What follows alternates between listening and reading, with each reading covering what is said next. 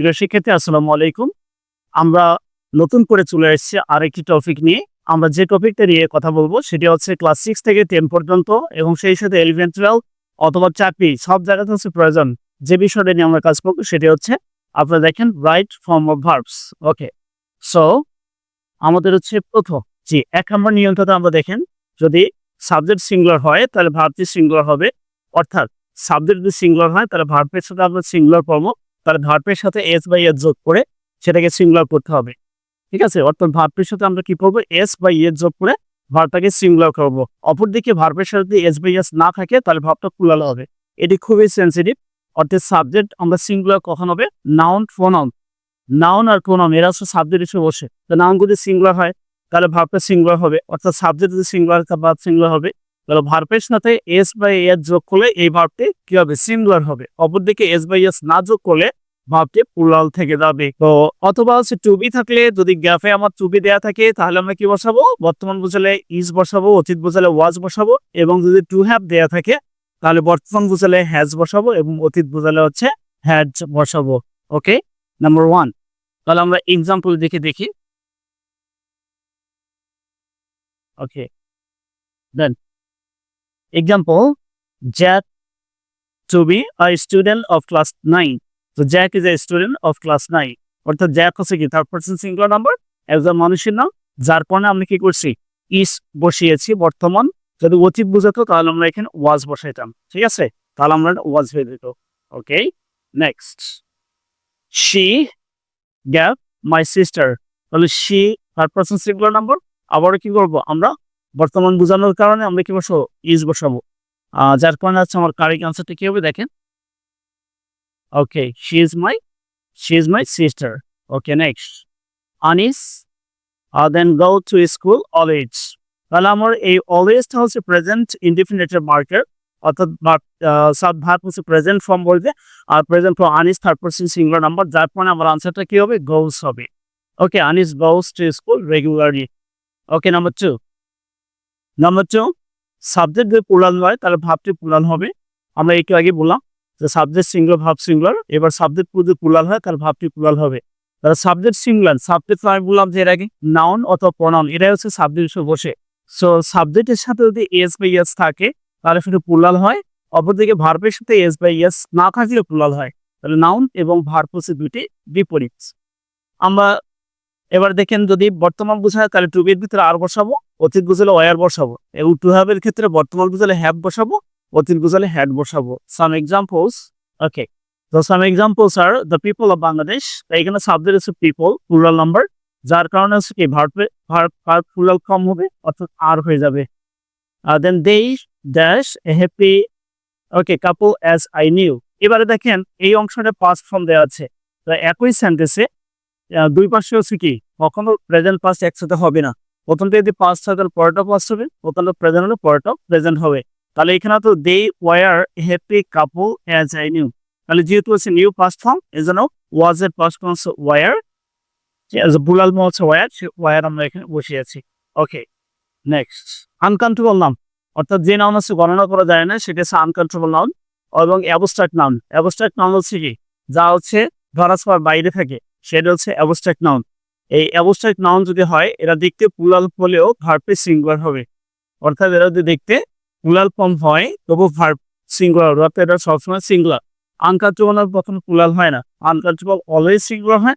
আর singular হওয়ার কারণেই আমরা কি করবো? ভার্বটাকেও সিঙ্গুলার বানাবো। ওকে, সো হোয়াট উইল হবে? Air, hair, smoke, oxygen, water, milk, ink, soup, dust, sand, rice, grass, salts.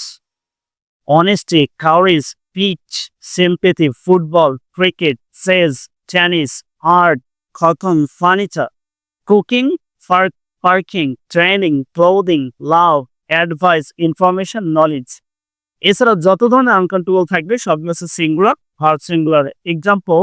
ওকে, সো এক্সাম্পল দেখেন the air gentle, the air is gentle. Your hair, যেহেতু it is uncomfortable on here তাই আমরা এখানেও is বসিয়েছি, আগেটা হচ্ছে আমাদের is বসানো হয়েছে।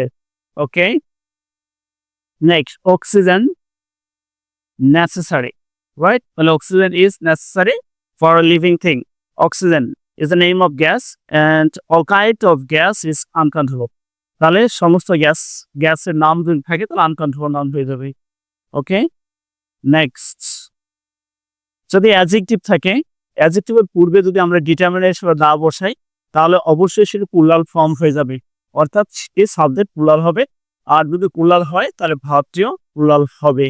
ওকে, আমরা যেমন দ্য ব্রেভ, পুয়ার, রিচ, এটা হচ্ছে অ্যাডজেক্টিভ এবং এতে পূর্বে আমরা যদি দা বসাই তাহলে দ্য ব্রেভ সাহসীরা, দ্য পুয়ার দরিদ্ররা, দ্য রিচ ধনীরা। Okay, example, the brave are free from cowardice. Okay, then the poor, the দরিদ্ররা are not always unhappy. Okay, তাহলে আমরা 4 নম্বর বুঝলাম। Next, number 5। ওকে, যদি দুটি সিঙ্গুলার সাবজেক্ট যুক্ত হয় তাহলে ভার্বটি কি হবে? প্লুরাল ফর্ম হয়ে যাবে। অর্থাৎ দুটি সিঙ্গুলার সাবজেক্ট যদি কোনো কনজাংশন দ্বারা যুক্ত হয়, বিশেষ করে অ্যান্ড দ্বারা যদি যুক্ত হয় তাহলে সেক্ষেত্রে হচ্ছে সেটি সাবজেক্ট প্লুরাল হয়ে যায়, আর প্লুরাল হলে তখন ভার্বটিও প্লুরাল হয়ে যাবে। যেমন রিনা অ্যান্ড বিনা, টু সিস্টার্স। তাহলে যেহেতু অ্যান্ড দ্বারা যুক্ত আছে এই জন্য হচ্ছে ভার্বটি হবে প্লুরাল হয়ে যাবে। Okay, so Roma and Sima ও সীমা অ্যারাইভ দেয়ার। তাহলে এখানে আমরা কি ভার্বের প্লুরাল ফর্ম বসাবো। ওকে, okay, so have arrived there, and Rama and Shima have arrived there. Okay, next, number 6, then কি বলা আছে? দুটি সিঙ্গুলার নাউন যদি একটা মাত্র ব্যক্তিকে বোঝায়, অর্থাৎ একজনকে বোঝায়, দুইটা মিলে যদি সিঙ্গুলার হয় তাহলে সেটা হচ্ছে কি ভার্বের সিঙ্গুলার ফর্ম হবে। The horse and carriage, horse and carriage মানে হচ্ছে গরুর গাড়ি। তো সেখানে গরু এবং গাড়ি অর্থাৎ ঘোড়া এবং গাড়ি দুটো হচ্ছে একসাথে মিলে হচ্ছে এটি যানবাহন, যার কারণে হচ্ছে কি হবে ভার্বের সিঙ্গুলার ফর্ম বসাতে হবে। So our right answer, the horse and carriage is at the gates. Okay, the rise and fall of life মানে জীবনের উত্থান পতন একটি ধারা, সো সিঙ্গুলার হয়ে যাবে। তো আমরা এক্সাম্পল দেখেন, is due to one's activities. Okay, again, the MP and minister of the Sangsad dash coming. তাহলে আমরা কি is বসাবো না আর বসাবো? এখানে হচ্ছে যিনি হচ্ছেন মিনিস্টার, তিনি হচ্ছেন সংসদ সদস্য, বা যিনি সংসদ সদস্য তিনি হচ্ছেন মিনিস্টার, একজন ব্যক্তি। আবার একটি বোঝানোর উপায় হচ্ছে যদি একটি শব্দের উপরে দা থাকে তাহলে ভাবটা সিঙ্গুলার হবে, আবার যদি দুটা শব্দের উপরে দা দেয়া থাকে তাহলে সিঙ্গুলার হবে না, তখন প্লুরাল ফর্ম হয়ে যাবে। যেমন হচ্ছে নেক্সট নম্বরে,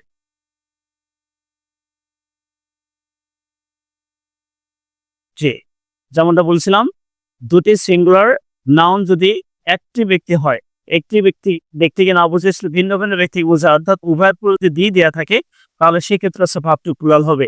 এবার the MP and the minister, দুইজনকে দুইটা পূর্বে দা দেওয়া আছে, অর্থাৎ যিনি হচ্ছে এমপি কিন্তু তিনি মিনিস্টার নন। ওকে, মিনিস্টার আরেকজন ব্যক্তি এবং এমপি হচ্ছে আরেকজন ব্যক্তি, দুইজন ব্যক্তি আলাদা হওয়ার কারণে ভার্বটি প্লুরাল হয়ে যাবে। আমার রাইট আনসার হচ্ছে the MP and the minister of the সংসদ আর কামিং। আগেইন, এই বন্ধু শেষ, পড়ে গেছে 7টা, একটু ভুল ভ্রান্তি দেখতেছি বানানগুলা।